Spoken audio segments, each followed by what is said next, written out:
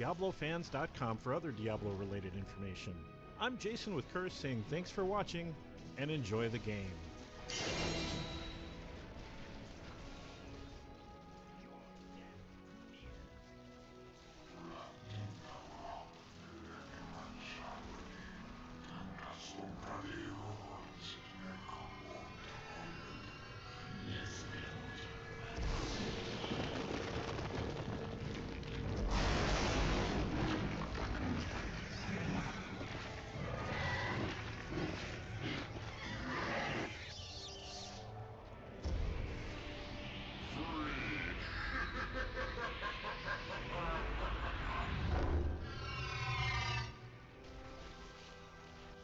Taking a slight reprieve in the town of Tristram from battling the forces of hell, we happen upon a curiosity. Behind Griswold's blacksmith and just south of the fork leading to Adria's shack, we find a festering nest of some kind. Otherworldly tendrils protrude from the ground and a cracked cyst bubbles in its center, seemingly composed of unnatural flora. We don't exactly understand what it is, if a plant at all, but it seems menacing and blocks our path nonetheless. We have also heard whispers of a farmer named Lester to the north who's new to town thanks to the Hellfire expansion and has been asking around about the aberration. Heading north and following the river, we find Lester, an inconspicuous farmer wearing a straw brim hat, overalls, and rocking on his heels as if unawares or unconcerned of hell itself terrorizing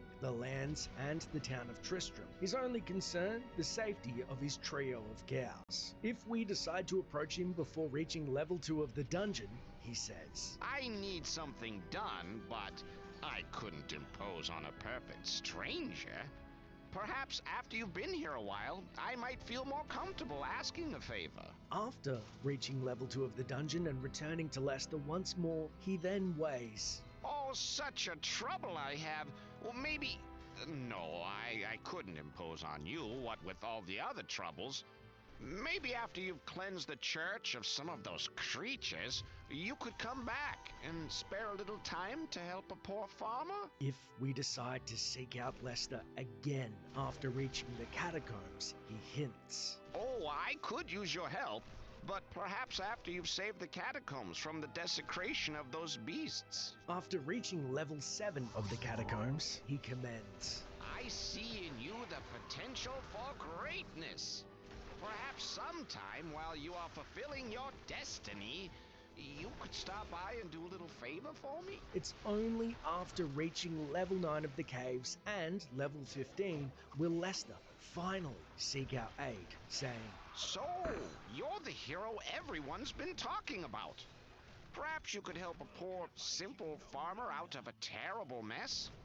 At the edge of my orchard, just south of here, there's a horrible thing swelling out of ground. I can't get to my crops or my bales of hay, and my poor cows will starve. The witch gave this to me and said that it would blast that thing out of my field.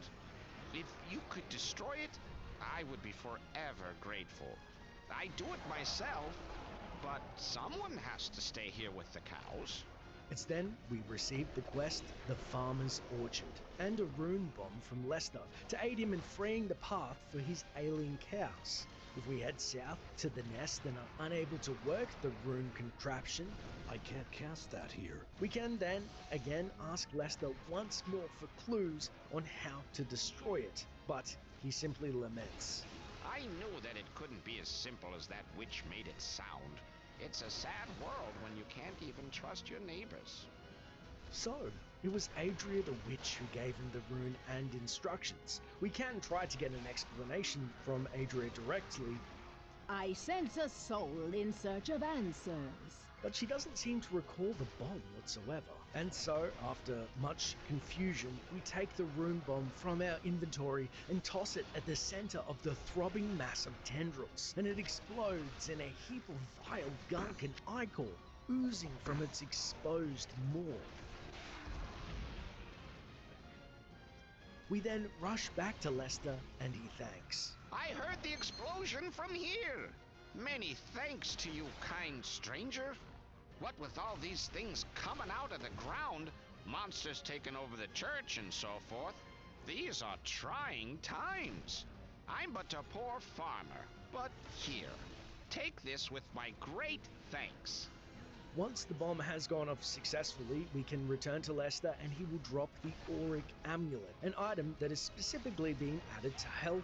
It's worn in the amulet slot and doesn't provide any stat bonuses, but it does allow our character to carry over 10,000 gold per slot, up from 5,000 gold in vanilla Diablo, when the amulet is equipped. This makes it possible to save more gold from one game to the next and to purchase items that take up to 6 spaces in the inventory, such as full plate mail, that cost more than 170,000 gold, which was impossible in Diablo since the game required you to have enough free space to hold the item that you were buying, even if your gold was going to go away in the transaction. So it is handy to have on your person. Although our quest of the Farmer's Orchard is now complete and we have a valuable item, we still have the wretched hive to contend with.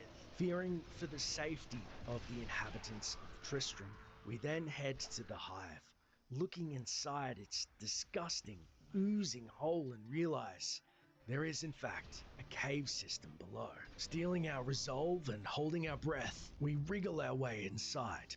Upon entering, we hear, "We have long lain dormant, and the time to awaken has come. After our long sleep, we are filled with great hunger. Soon now we shall feed." Echoing from the putrid chamber itself, we're immediately warned by an unknown entity of an incoming threat from a being who has laid dormant till now and intends to feed on us and perhaps the townsfolk above. As then we get a better look at our surroundings. The green walls drip with a gooey webbing. The hole in which we entered resembles, for lack of a better word, an anus.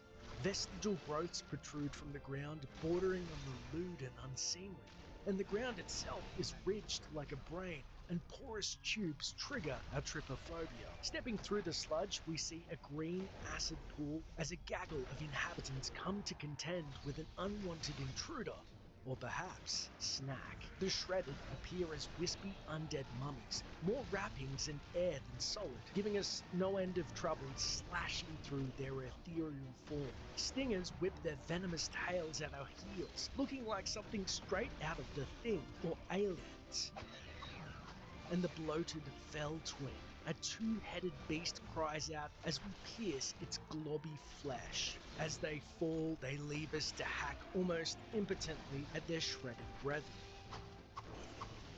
Once successful, we head north once more, looting a chest, only to be charged by horned hellboars, gifted with a ridiculous amount of knockback, and they send us reeling throughout the cavern and into a new enemy, the spider-like arachnod.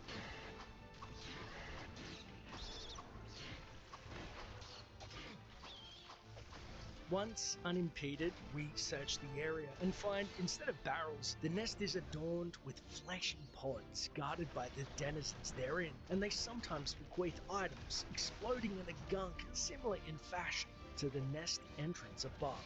After some searching, we find the second level of the hive. Once inside, we see it's browner than its counterpart, and as we move to check, a nearby chest are immediately pelted with blue streams of magicka. The source are tentacled psycho orbs with giant reptile-like eyes. These drones too seem to be guarding the now fully active breeding ground of whatever creature had warned us of our impending demise.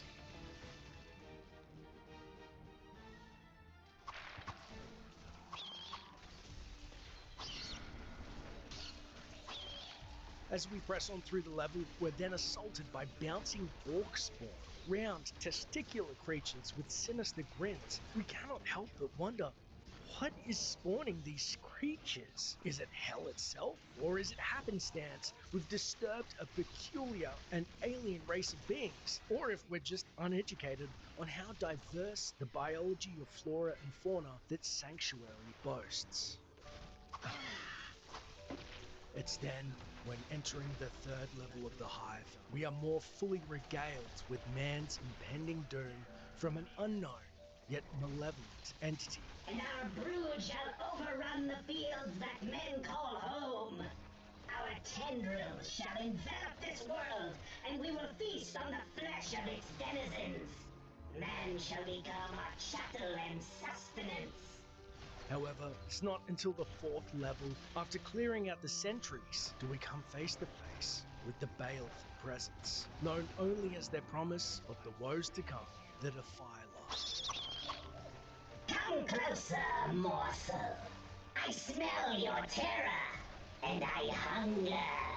The insectoid Defiler rushes us, sporting 10 limbs, with 8 for piercing our hide alone, looking like a hybrid of a millipede, a praying mantis, and an unholy reptile standing 10 feet tall. It backs us into a nearby acid bath, raining down blows on us. However, shield held high and sword arm at the ready, we press our own assault, jabbing Griswold's edge through its scaly abdomen as it sprays yellow ichor on the ground, now a dead, crumpled husk. On its corpse we find, what's this? A cathedral map. Unsure of the symbology of a bounty it was protecting, we portaled out of the oozing hollowed hive and back to safety. It's then we seek out Lester the farmer for guidance once more, but he disappeared, and there's no sign of how he vanished. Our only clue is the map. After felling the foul fiend, known only as the Defiler, neath his nest, which rests but a stone's throw from this sleepy hamlet known as Tristram, we reach in our inventory and pull out the cathedral map, which he inexplicably dropped. Etched on the parchment is a picture of not a very accurate rendition of the town of Tristram, perhaps? The houses are littered about the river as if scrawled by someone who'd never actually spent more than an hour there, but unmistakable is the cathedral to its north. In front of the cathedral, words are scrawled, "Put me here," and point to a crucifix in the graveyard. But what, where, and why? It's only after returning to town and asking around we see Jillian the barmaid, who tends to aid her ailing grandmother, and she says, My grandmother often tells me stories about the strange forces that inhabit the graveyard outside of the church, and it may well interest you to hear one of them. She said that if you were to leave the proper offering in the cemetery, enter the cathedral to pray for the dead, and then return, the offering would be altered in some strange way. I don't know if this is just the talk of an old sick woman, but anything seems possible these days. Instead of simply scoffing at what possibly is the feverish ranting of the aged and infirmed, we're instead intrigued. Jillian herself has stated her grandmother relays visions from time to time, and her remark about offerings to the cemetery match up with this map. But what could be buried in the cemetery, as the dead tend to tell no secrets? Although, these are strange times indeed. And so we ponder, are there any other clues we can garner from the townsfolk themselves? We then head to Wirt the peg-legged boy, a young mercantile type that's probably dealt with a map or two in his short time. And he also has a clear view of the cathedral, to which he greedily poses. A vast and mysterious treasure, you say? Maybe I could be interested in picking up a few things from you. Or better yet, don't you need some rare and expensive supplies to get you through this ordeal? I guess it is a map, but who said anything about treasure? Intrigued, we then see Ogden, the tavern owner, who scolds. I'll bet that Wirt saw you coming and put on an act just so he could laugh at you later when you're running around the town with your nose in the dirt. I'd ignore it.